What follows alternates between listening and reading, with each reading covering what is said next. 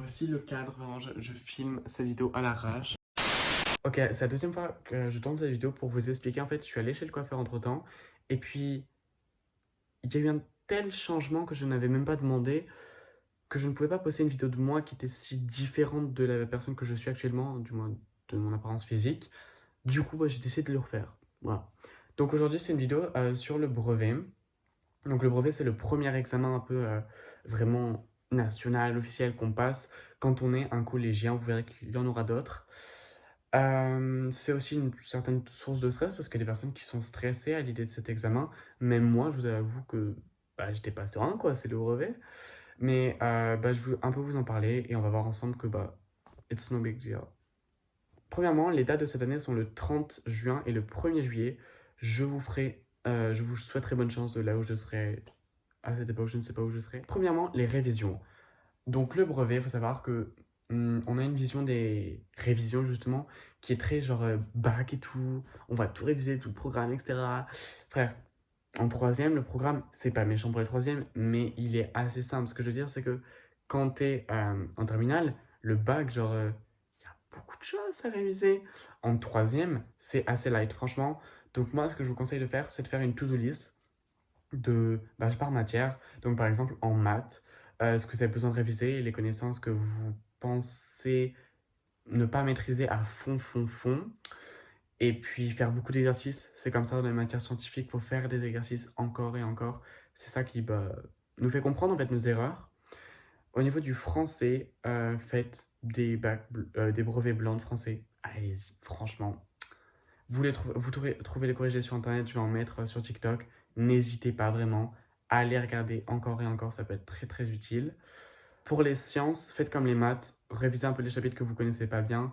Allez sur les chaînes YouTube, des personnes qui peuvent vous aider. Par exemple, il y a ce compte YouTube que j'adore, franchement. Je le regarde pour tous mes cours de physique. Je ne sais pas s'il est fait pour le collège, mais je pense aussi. Et vous verrez qu'il explique bien. Franchement, en fait, c'est un peu le Yvan Monca de la science. Donc, allez-y. Et pour l'histoire, révisez un peu les dates. Voilà. Ne faites pas tout aux dates. Franchement, ne faites vraiment pas tout aux dates. Je reviendrai à ça plus tard. Ne révisez pas que les dates. Révisez un peu le contexte, les personnages. Apprenez, faites des flashcards. J'avais énormément, mais quand je dis énormément, c'est que vraiment j'avais fait v'là des fiches pour l'histoire. Attendez, je vais vous montrer. The next day. Donc de manière générale, en troisième, j'étais un fou des fiches. Vraiment, j'en ai fait beaucoup trop. Mais j'en ai fait une quantité, il faudrait même pas en faire autant. Vraiment. Et je ne sais pas ce qui m'a pris, j'en ai fait comme ça. Donc dites-vous que tout le troisième, c'est ça en fiche. Pas que l'histoire, bien évidemment. Mais il y a une très très grande partie d'histoire, franchement. Je pense que tout ça, plus un autre truc, c'est l'histoire. Enfin, vraiment, j'avais énormément de fiches, donc tous les personnages, je les connaissais. Je connaissais même des faits hyper bizarres. Enfin, sur ça, essayez peut-être d'aller sur Afterclass, le site. Il y aura peut-être des savoirs qui peuvent vous être utiles. Regardez des vidéos, renseignez-vous, regardez des films. Alors là, mais je me suis senti trop frais quand j'ai fait ça. J'ai regardé un film sur la guerre froide pour le brevet. Voilà, enfin, durant la semaine de révision. Voilà. Enfin, semaine de révision. J'ai regardé un film qui était génial. C'est un film sur les échecs qui se passent pendant la guerre froide. Non, non, franchement, c'est bien. Justement, je vous le mets là. Je mets beaucoup de choses là. Mais bref. Donc voilà, niveau révision, il faut se laisser le dimanche de libre. Donc un jour pour respirer, un jour pour faire ce que vous voulez. Franchement, laissez-vous du temps, les gars. Vous avez une semaine pour réviser, c'est easy, vraiment. Niveau expérience personnelle, sachez que le mercredi après-midi, je n'ai pas travaillé parce que j'avais un spectacle de théâtre.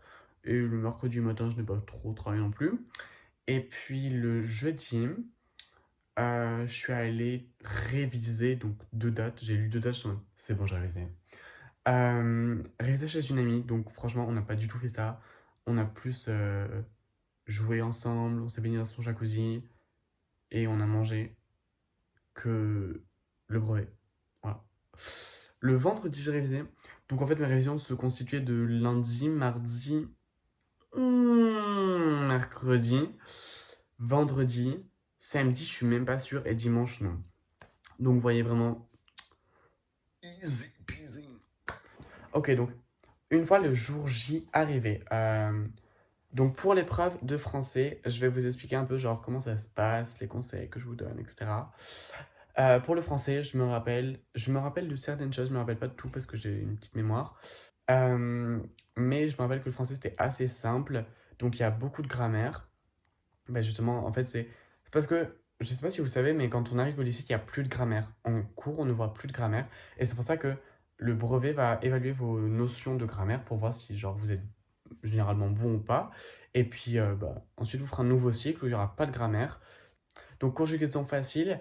Il reste néanmoins l'écrit. Donc, l'écrit, moi, c'était un truc dont j'avais très peur à cause de ma prof de français.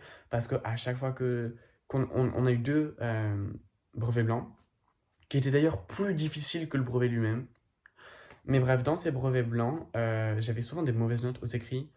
En français, j'avais genre 20 sur 40, 22 sur 40. Enfin, vraiment, de merde. Et puis, au brevet, c'est pas un prof qui m'a corrigé parce qu'ils n'ont pas le droit. Et j'ai eu 40 sur 40, clairement. Mais j'ai pas compris.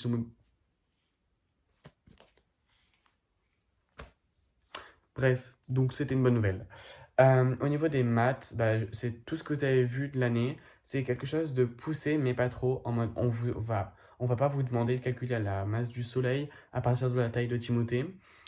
Mais, mais révisez quand même vos cours, ça peut être important. Je crois qu'il y a un peu de géométrie. Ouais, je sais plus. L'histoire, oui, donc l'histoire, tout à l'heure, je disais qu'au niveau des dates, en fait, c'est bien d'en apprendre. Mais l'an dernier, par exemple, il n'y a eu aucune date. Moi, j'ai appris 2 pages de dates. Ça peut toujours être utile, on ne sait jamais. Et ben non. Et ben, en fait, il n'y en avait pas du tout. Il n'y a pas eu de date, il y a juste eu des questions sur des personnages, sur des gens comme ça. Donc, apprenez des dates, mais c'est vraiment pas l'essentiel. Au niveau de la physique, je ne me rappelle plus. Je n'ai aucun souvenir de la physique. Vraiment, dans ma tête, je n'arrive pas à réfléchir à ça. Voilà, c'est tout. Aucun souvenir. Et la SVT, donc la SVT, je me rappelle que je suis arrivé, je me mode, mais c'est simple en fait. Et puis je suis reparti, je me mode, c'était pas ça, Ange. Et j'ai pas eu tous les points en SVT, j'ai pas eu tous les points parce que je me suis trompé sur deux trois trucs. Réviser la SVT. Après, si vous êtes des profs nuls comme moi, ça peut s'expliquer. Voilà, ça peut se comprendre, ça peut. Voilà. Mais sinon, non, non, ça devrait aller. Ne vous stressez pas. Alors, niveau conseil maintenant, que je peux vous donner pour pendant les épreuves, etc.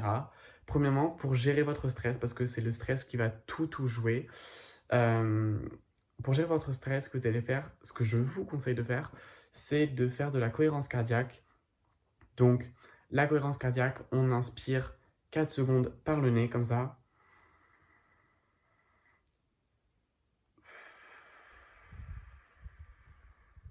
Et on expire 6 secondes par la bouche, comme vous l'avez vu. Faut pas le faire qu'une fois, faut le faire plusieurs fois. Mais en le faisant plusieurs fois, ça vous permet vraiment de se détendre. En fait, même les gens qui font de la méditation, ils pratiquent la cohérence cardiaque. Ça fait diminuer le rythme cardiaque. C'est vraiment très bon. Enfin, moi, je sais que quand je suis stressé, je le fais et le stress diminue, voire disparaît. Donc, faites-le. Ça peut être utile. Sinon, relisez bien vos énoncés, vos sujets. Moi, je suis une personne qui ne lit pas. Je lis des mots-clés, puis je fais ok, c'est bon. Je commence à répondre, et puis souvent, je relis l'énoncé pendant que je fais ah, mais c'est pas ça qu'on me demande en fait. Même aujourd'hui, dans un contrôle de SES, c'est genre c'est une matière que vous aurez au lycée, j'avais un contrôle donc je le faisais, etc. Et puis j'ai une pote à côté de moi parce qu'on trichait. Elle me dit Ange, c'est pas ça. Enfin, elle me l'a pas dit comme ça, mais bref. Et oui, c'était pas du tout ça. Et j'étais en train de faire quelque chose parce que j'avais pas bien lu la consigne. Donc lisez bien les consignes, c'est important vraiment. Lisez bien la consigne, cohérence cardiaque, et normalement, franchement, ça devrait aller. Vous avez un peu révisé, passez du temps avec vos amis, allez manger dans un parc. Franchement, ça peut être un souvenir pas trop mal, le brevet. On sait pas. On sait pas. Voilà. C'est à peu près tout, franchement, il n'y a pas grand chose à dire de plus sur le brevet. Ne vous faites pas une grosse boule à l'estomac en vous disant que vous allez mourir, franchement. Vous verrez que ça se passe très très bien le brevet. Et donc, pour la photo du dauphin qui est là, pour ceux que ça intéresse, c'était quand j'étais jeune, je suis allé à Cuba, voilà. Et je nageais avec des dauphins. Et puis, pour ceux qui se demandent ce que c'est les petits post-it en haut, Ce n'est pas acheter des courses, etc. C'est des citations qui me motivent. Par exemple, je vais prendre elle que j'aime bien. Non, elle que j'aime bien.